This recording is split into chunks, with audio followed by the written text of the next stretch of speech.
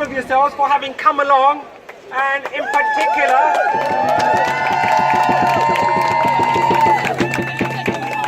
and a really big round of applause for Joe Smith and Catherine Del Campo for having got all of us here today as well.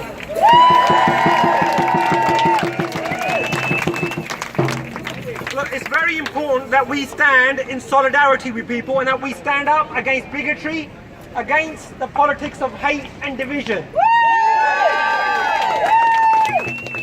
And it is important to send a message out, not just to our countrymen and women within the UK, but also to those around the world.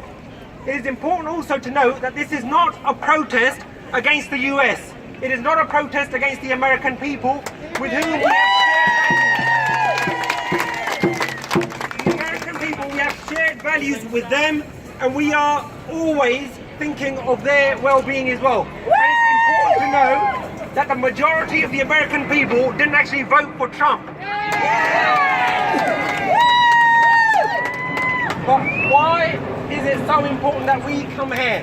Because this is an individual who has spoken such disparaging, such hate-filled words against women, against minority communities, against immigrants, trying to separate the children from their mums, and the list goes on and on.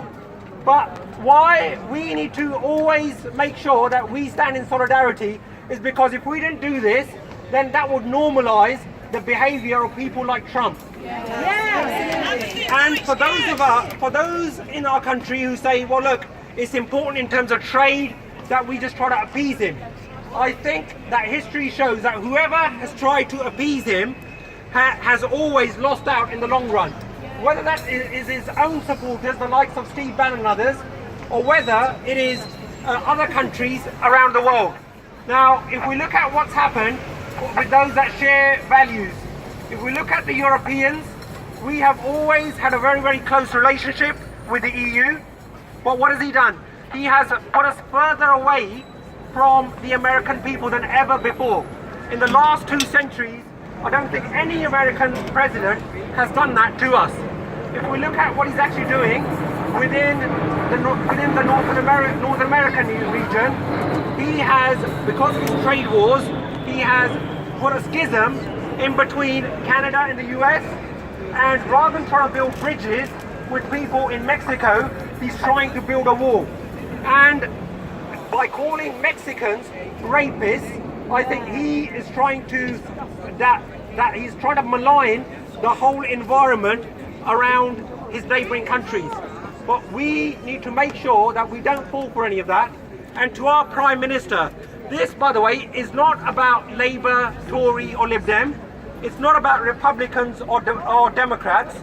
It's about making sure that our Prime Minister realises that rather than trying to hold his hand all the time, what she should be doing is holding him to account.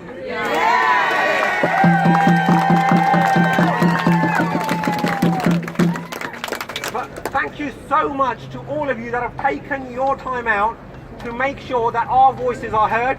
And as the MP for Slough, I know that it's great to see so many people from Slough and Windsor and Maidenhead, and even people from Newbury and further afield. It was great also, and Wiltshire, it was also great to see so many Americans protesting against Trump as well.